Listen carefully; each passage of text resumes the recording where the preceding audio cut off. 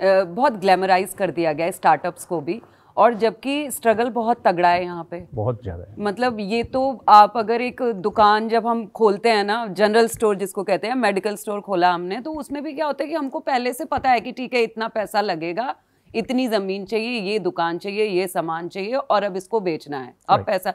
लेकिन यहाँ पे तो बहुत मतलब हमको पता ही नहीं है कि कल क्या हो जाएगा, कल क्या कुछ नया आ जाएगा और क्या बंद कर देना पड़ेगा। और बहुत सारे स्टार्टअप्स ऐसे हैं जो शो ऑफ नहीं कर रहे हैं, जो अपने आप को मतलब उस तरह से अपना पीआर, अपनी मार्केटिंग नहीं कर रहे हैं, काम कर रहे हैं फील्ड में रह करके, तो उनके पास वक्त भी नहीं है, वो काम करना चाहते हैं। लेकिन हाँ, ये एक अच्छी चीज़ है कि गवर्नमेंट का बहुत सारे स्टार्टअप्स को बहुत सारी ऐसी स्कीम्स हैं जिनसे गवर्नमेंट का सपोर्ट मिल रहा है ना। तो मैं चाहूँगी मनीष कि आप बताएं हमको कि ऐसे कितने किसान, कितनी महिलाएं या कितने परिवार हैं जिनको वर्डेंट की वजह से मतलब उनकी ज़िंदगियां बदली हैं, उन पर असर हुआ है, मतलब ज़िंदगी उनकी बेहतर हुई है, और वो क्या स्कीम्स हैं आपकी, क्या चीज़ें हैं जिनकी वजह से उनके जीवन में बदलाव हुआ है? देखिए मैम, स्टार्टअप जब हमने शुरू किया था तब तो स्टार्टअप एक थिंग भी नहीं हुआ करती थी। फिर धीरे धीरे रिवोल्यूशन आया, लोगों ने फ्लिपकार्ट स्टोरी देखी, लोगों ने डायनेस्टीज़ की बात की, Bansal dynasty, Gupta dynasty, Agarwal dynasty. लेकिन आज भी अगर आप देखेंगे, गांव के वो बच्चे, देहात के वो बच्चे जो कैसे भी करके यहाँ तक सफल हो रहे हैं, तो उसके पीछे मेन स्ट्रीम या जो ग्लैमराइज्ड वीसी नहीं है। ये बहुत इंटरेस्टिंग बात है। लोग अक्सर सरकार को ऑर्थोडॉक्स ऑर्गेनाइजेशन के रूप में, या कहें कि बहुत ही ज़्यादा एक रिजिड ऑर्गेनाइजेशन के रूप में जानते हैं। पर मैं आपको बताना चाहूँगा कि पिछले 10 साल में जो चेंज आया है वो नए भारत की इबारत लिख रहा है। नए भारत की, इंडिया की नहीं, नए भारत की इबारत लिख रहा है। आत्मनिर्भर भारत की, विकसित भारत का सपना। सोचिए 2047 में हम एक विकसित राष्ट्र होंगे, ये सपना देखने की हिम्मत हमारे युवा जुटा रहे हैं, हमारे युवा काम कर रहे हैं उस पर। मैं खुद इसकी जीती जागती मिसाल हूँ। 10 साल में जो परिवर्तन मैं देख पा रहा हूँ, स्टार्टअप इंडिया हो, स्टैंड अप इंडिया हो, असीम हो, Ambedkar social innovation incubation mission, जो दलित वर्ग के स्टूडेंट के लिए, उनके यूथ के लिए बनाई गई है स्पेशली। 15 करोड़ तक अनसिक्योर लोन सरकार देती है IFCI वेंचर कैपिटल के माध्यम से।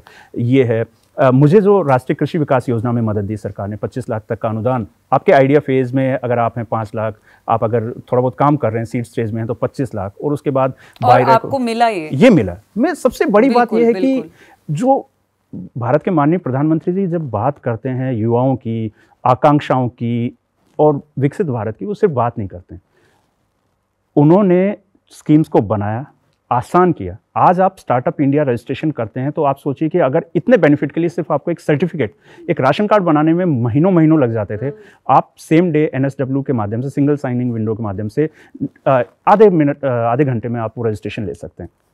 20 मिनट का काम है। ये सब चीज़ें जो परिवर्तन हुआ है, ये बदलाव लेकर आया। अब आती है बात वर्डेंट इम्पैक्ट की, कैसे हम मदद कर पाए।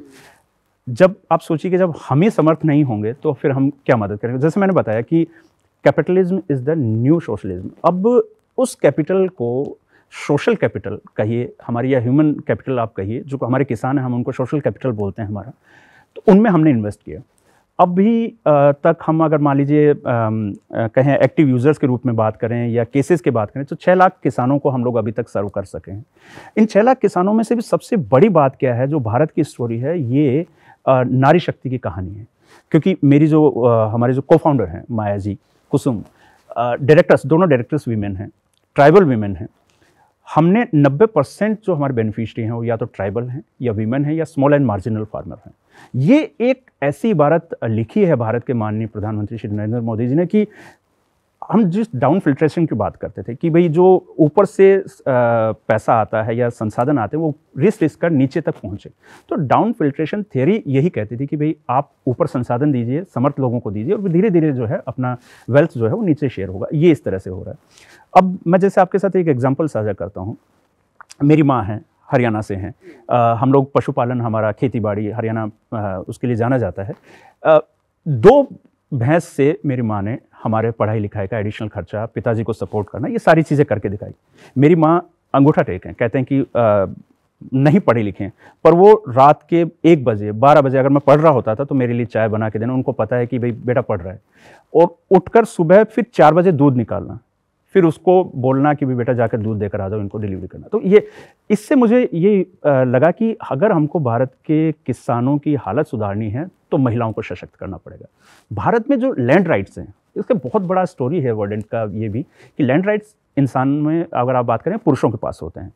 भारत में कृषि की आमदनी पुरुष लेकर जाता है, लेकिन एक अलिखित व्यवस्था है भारत के सामाजिक ढांचे में, खेती किसानी में, कि जो एग्रेरियन सोसाइटी है उसमें जो पशुपालन की इनकम है वो महिला अपनी अंटी में रखती है, अपनी जेब में रखती हैं, या कहें कि अपनी ओढ़नी में रखती हैं। ये बहुत बड़ी बात है।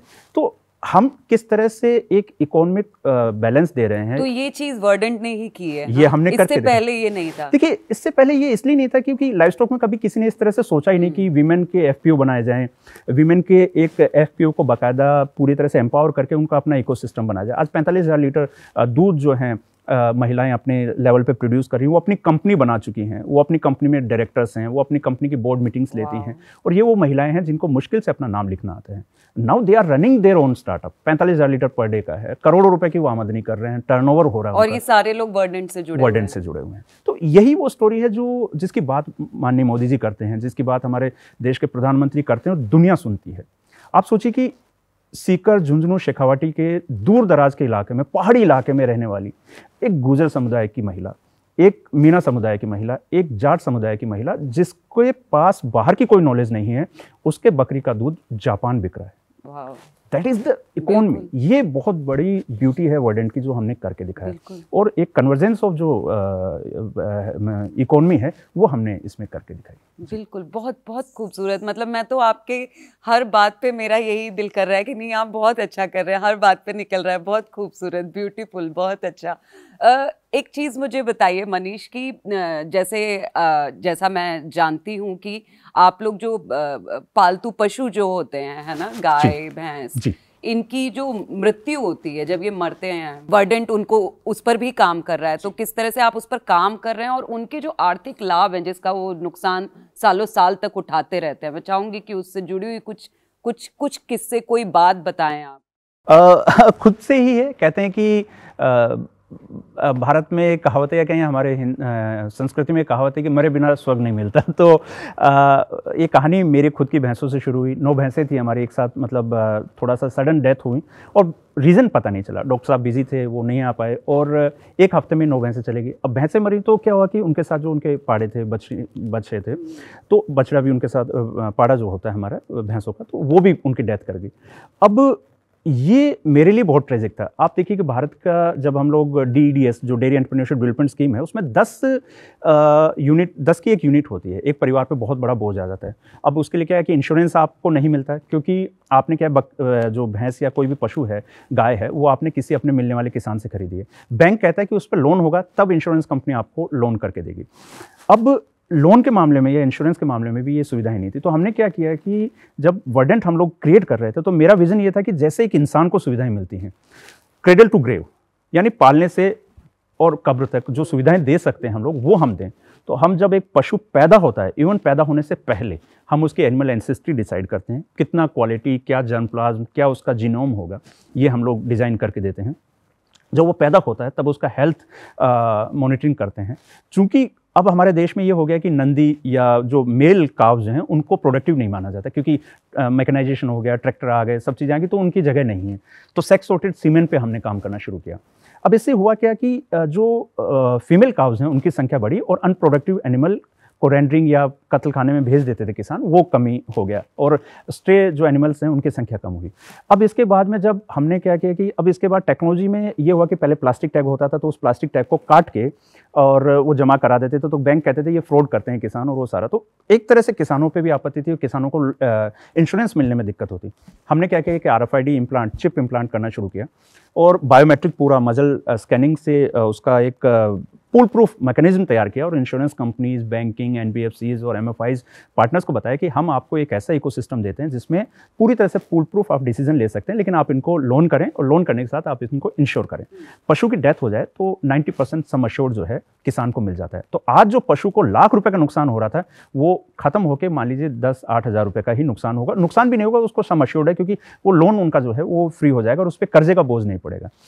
फसल खराबे में लोग ये चीज़ें कर रहे थे फसल बीमा में, लेकिन पशु बीमा में ये इस तरह के इनोवेशन करने वाली कुछ सेलेक्टिव ऑर्गेनाइजेशंस में थे और मुझे खुशी है कि हमने उसको पूरी तरह से फूल प्रूफ बनाने के साथ 100% एक्यूरेसी के साथ इसे लॉन्च किया है।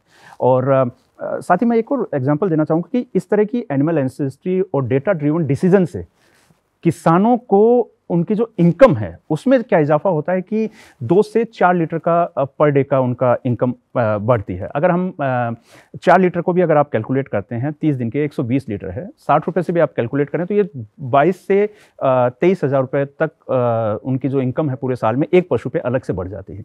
तो यही एक अपने आप में बड़ा अचीवमेंट है कि एक किसान को एडिशनल एक इनकम हमारे सिर्फ डेटा ड्रिवन टेक्नोलॉजी से या एक्सेस से उसको हो रही है। तो ये चेंज बड़ा है।